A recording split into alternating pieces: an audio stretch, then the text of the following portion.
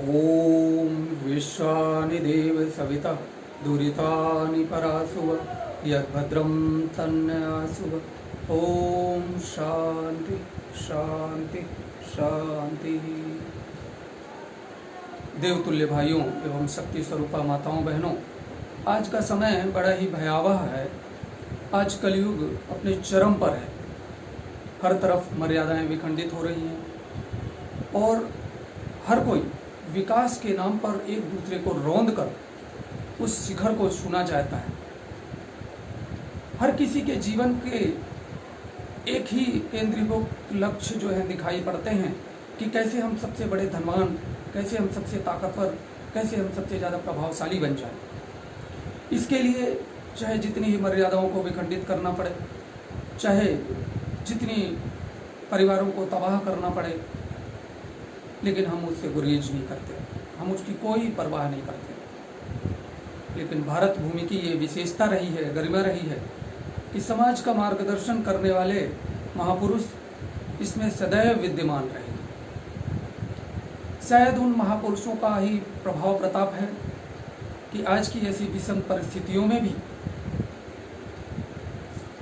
समाज में भले ही कम लोग ही सही, लेकिन उनके बीच में आस्था, आस्तिकता, सौहार्द कहीं न कहीं बचा हुआ। उज्जवल भविष्य के प्रति एक आशा की किरण उनके अंदर कहीं न कहीं फूटती हुई दिखाई देती है। ऐसे ही प्रेरक व्यक्तित्वों में से एक, युगांतरकारी व्यक्तित्वों में से एक, बहुआयामी प्रतिभा के धनी परम पूज्य आचार्य पंडित श्री राम शर्मा जी हुए हैं। इनका बहुआयामी व्यक्तित्व देख करके, इनके सफल आयामों को देख करके किसी को सहज ही विश्वास नहीं होता कि एक ही आदमी इतने सारे सफल आयामों को कैसे जी सकता है, कैसे जीवन में इतने सारे कामों को सफलतापूर्ण कर सकता है।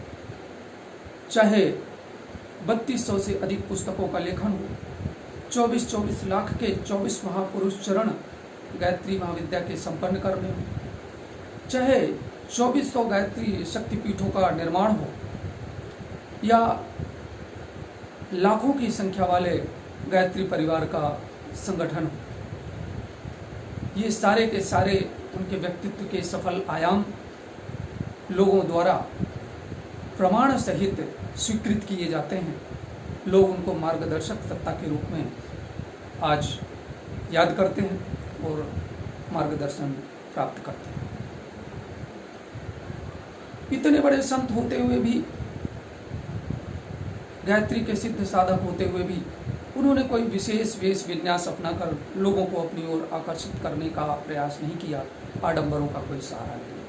उनका जीवन एक साधारण गृहस्थ की भांति उन्होंने जिया और उन्होंने यह बताया कि अध्यात्म, सच्चा अध्यात्म वही है जो आत्म परिष्कार की साधना पर आधारित हो, केंद्रित हो। और यह आत्म परिष्कार की साधना परिवार में रहते हुए, समाज में रहते हुए की जा सकती है। अध्यात्म की खोज के लिए समाज व परिवार से पलायन करने की कोई आवश्यकता नहीं। हमारी भारतीय संस्कृति की पुण्यथाती ऋषि परंपरा, जो कि आज लुप्त होती हुई चली जा रही थी, वह अपनी गरिमा को खोती हुई चली जा रही थी। इन्होंने उन परंपराओं को जागृत करने और पुनर्स्थापित करने के लिए एक युग निर्माण योजना का क्रम चलाया, विचार क्रांति का एक अभियान चलाया और उन सारी ऋषि परंपराओं को पुनः स्थापित किया, जन जन तक पहुंचाया। हम बात करें विश्वामित्र की। ब्रह्मर्षि विश्वामित्र गायत्री के एक ऐसे सिद्ध साधक थे जिन्होंने गायत्री का अवतरण इस धराधाम पर लोक कल्याण के लिए किया और जन जन तक उसको पहुंचाया। गायत्री वह विद्या जिसको शास्त्रों में कहा गया, अक्षर 24 परम पुनीता, इनमें बसे शास्त्र स्तुति गीता। शाश्वत सतो गुणी सत रूपा सत्य सनातन सुधा अनुपा। 24 अक्षरों से युक्त यह गायत्री विद्या, जिसमें वेद पुराण उपनिषद सब कुछ समाये हुए हैं, यह शाश्वत है, पारस के समान है, कल्प वृक्ष के समान है, जो लोगों के जीवन को धन्य बनाने वाली है। और इसको भागवत देवी भागवत पुराण में जिसके विषय में कहा गया, सर्ववेद सारभूता गायत्र्यास्तु समर्चना ब्रह्मादयो की संध्यायाम ताम ध्यायन्ति जपन्ति च। यह गायत्री विद्या जिसके लिए त्रिदेव ब्रह्मा विष्णु महेश भी जिसके माध्यम से अपनी त्रिकाल संध्याओं को पूर्ण करते हैं और ब्राह्मणत्व का आधार है। यह गायत्री विद्या इतनी गरिमापूर्ण गायत्री विद्या जिसके बल पर पितामह ब्रह्मा ने सृष्टि का सृजन किया, वह विद्या धीरे धीरे लुप्त होती गई, गुप्त होती गई और लोग इससे दूर होते हुए चले गए। लेकिन इसकी धाराएं कहीं ना कहीं एक वर्ग विशेष में जीवित रही और धीरे धीरे वही परंपरा बन गई। इसमें अनेक विकार जुड़ते हुए चले गए, अनेक भय जुड़ते हुए चले गए, अनेक इसमें भ्रांतियां जुड़ती हुई चली गईं। परम पूज्य आचार्य श्री ने उन समस्त भ्रांतियों को दूर किया और गायत्री विद्या को जन जन तक पहुंचाया। जब उन्होंने 24 लाख के 24 महापुरुष चरण गायत्री के किए तो उन्होंने कहा यह गायत्री विद्या सबके लिए समान रूप से फलदायी और आत्म कल्याण का आकांक्षी कोई भी व्यक्ति ब्राह्मणोचित जीवन जीते हुए, शुचितापूर्ण जीवन जीते हुए इसके लाभों को आत्मसात कर सकता है, लाभों को प्राप्त कर सकता है।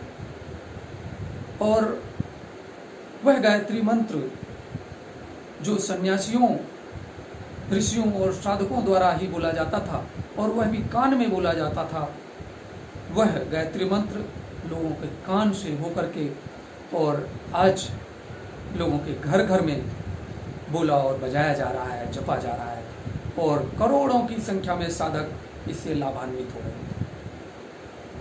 अगली परंपरा ऋषि व्यास की आती है।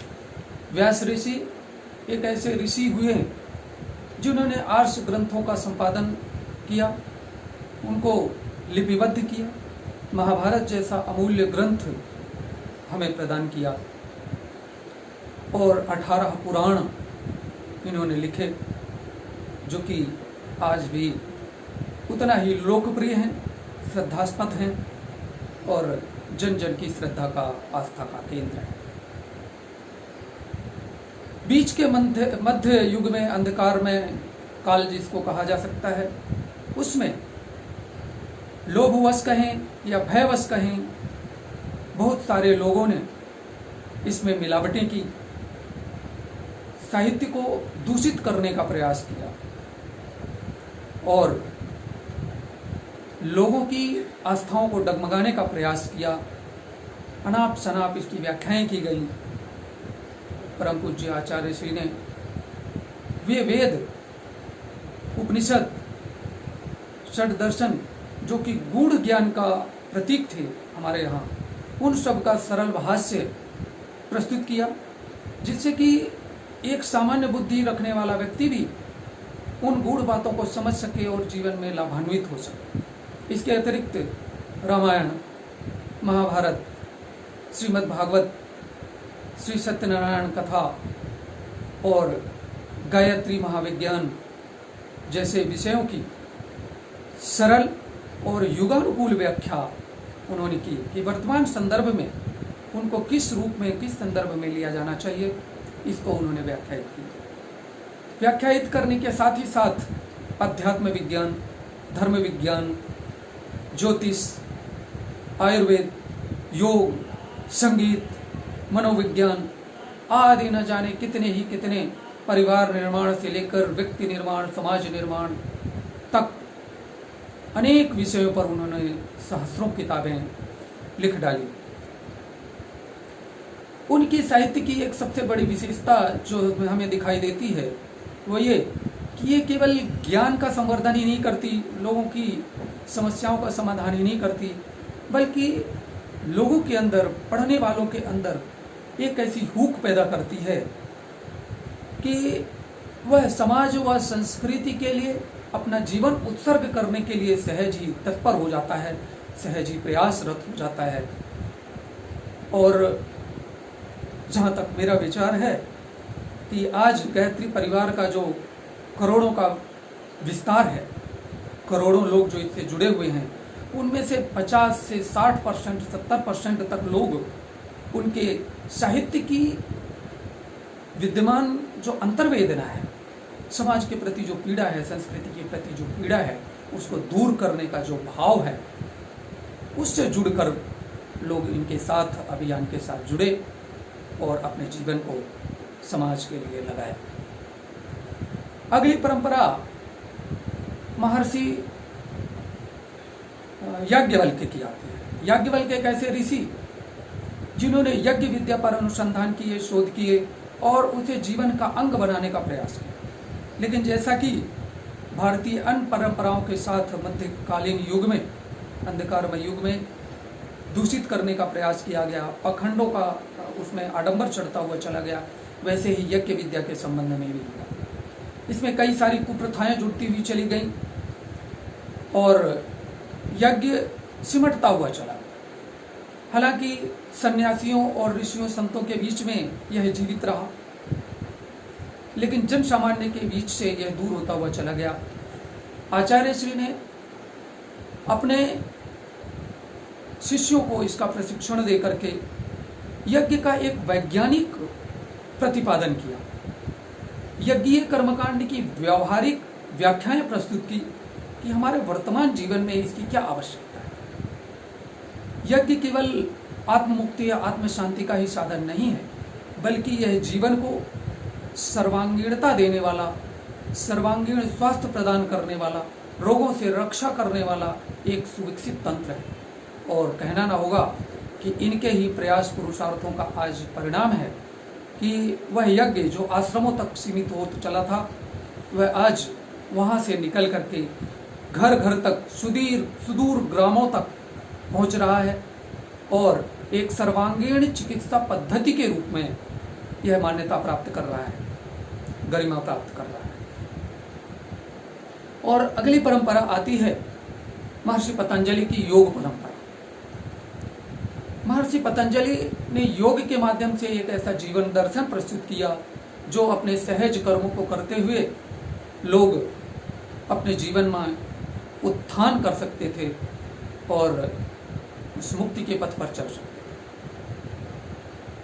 परंतु यहाँ पर भी धर्म अध्यात्म के नाम पर, योग के नाम पे मायाचार फैला और योग धीरे धीरे ये भी सन्यासियों तक सीमित रह गया, मुक्ति के साधन के रूप में रह गया। लेकिन परम पूज्य गुरुदेव आचार्य पंडित श्री राम शर्मा जी ने कहा कि योग केवल मुक्ति का साधन नहीं है, यह जीवन जीने की एक कला है, जीवन को व्यवस्थित करने की, जीवन के व्यवस्थापन की एक कला है। योगः कर्मसु कौशलम, कर्मों का सुनियोजन, एक सुनिश्चित व्यवस्थित जीवन क्रम, ये योग है। अथ योग अनुशासन, योग एक जीवन का अनुशासन है। यह संपूर्ण सृष्टि, संपूर्ण प्रकृति, संपूर्ण समाज एक अनुशासन के रूप में चल रहा है। अन्यथा यदि देखा जाए तो किसी भय या प्रलोभन की वजह से जानवर भी एक अनुशासन दिखाते हैं, एक सदाचरण प्रस्तुत करते हैं, लेकिन सच्चा सदाचरण, सच्चा आध्यात्मिक जीवन वही है जो आत्म प्रगति के लिए, आत्म परिष्कार के लिए और आत्म अनुशासन में चलकर वह जीवन में परिलक्षित हो, और वही सार्थक भी है। एक गृहस्थ में रहते हुए भी योग को किस तरह साधा जा सकता है, यह इन्होंने सिखाया। आज से 50 वर्ष पूर्व जब योग बहुत सीमित लोगों तक ही था, इन्होंने टोलियां बना करके अपने आश्रम में लोगों को प्रशिक्षित करके योग, धर्म, यज्ञ, गायत्री इन विद्याओं में पारंगत बना करके और सुदूर ग्रामों तक लोगों को भेजा, उसका प्रशिक्षण दिया। योग, आसन, प्राणायाम यहीं तक सीमित नहीं है।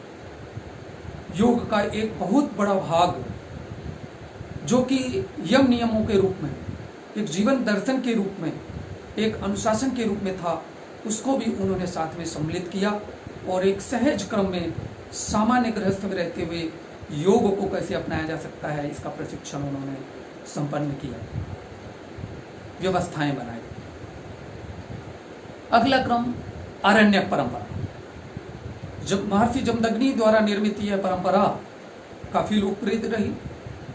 जैसे कि छोटे बच्चों के लिए गुरुकुल हुआ करते हैं, वैसे ही बड़े लोग, युवा लोग जो आत्म उत्थान के साथ साथ समाज व संस्कृति के लिए अपने जीवन को लगाना चाहते हैं, लेकिन अपने क्षमताओं को, अपनी विशेषताओं को इस योग्य नहीं पाते हैं, तो उन लोगों के लिए आरण्यकों की व्यवस्था होती थी। वहां जाकर वो प्रशिक्षण प्राप्त करते थे, योग्यताएं प्राप्त करते थे, साधनाओं के द्वारा अपने जीवन में उत्थान प्राप्त करते थे और फिर समाज सेवा के लिए, संस्कृति और धर्म के प्रसार के लिए वो लोग निकला करते थे।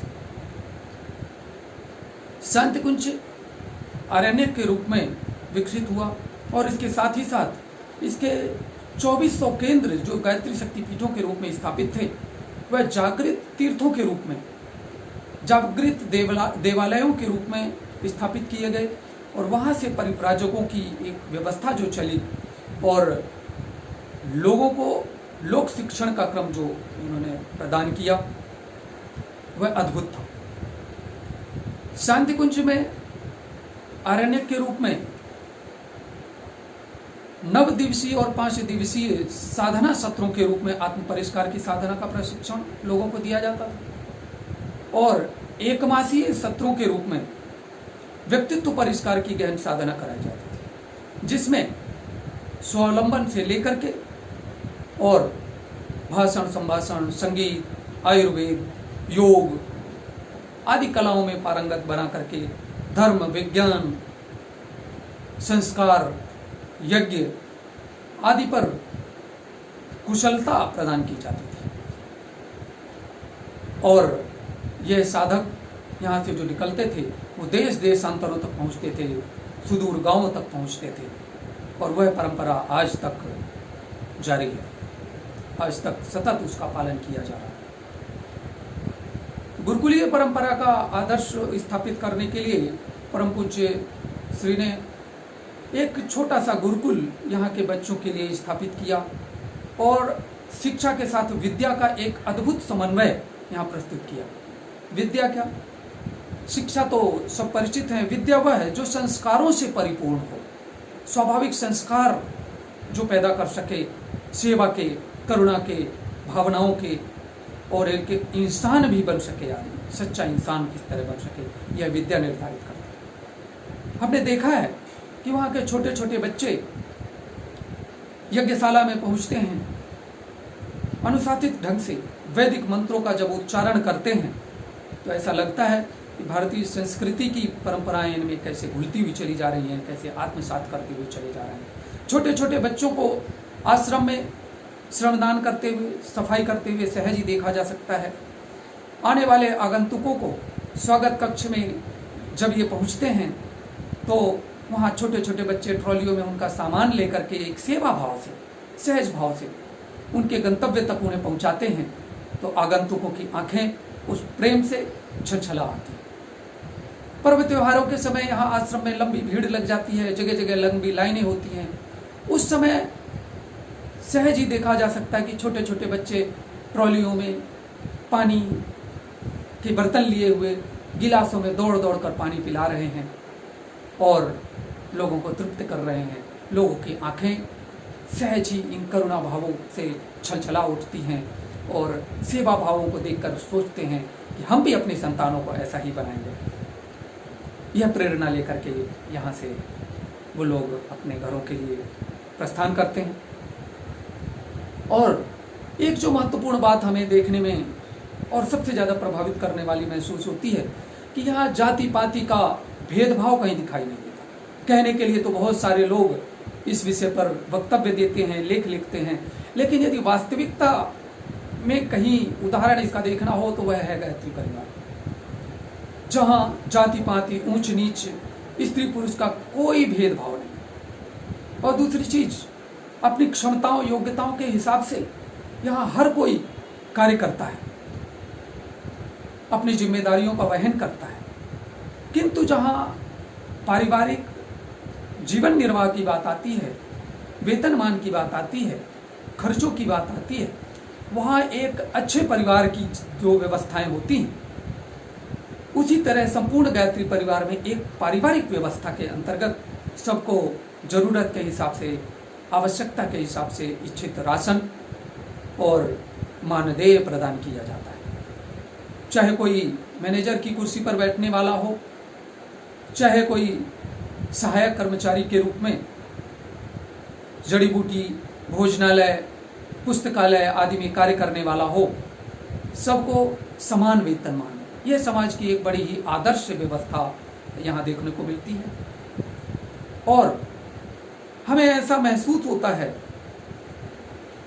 कि गायत्री परिवार आज मात्र पीले कपड़े पहनकर लोगों को यज्ञ कर्मकांड की शिक्षा देने वाला, धर्म की शिक्षा देने वाला संप्रदाय मात्र ही नहीं रह गया है, एक कोई संगठन मात्र नहीं है, बल्कि एक विचारधारा बन गई है।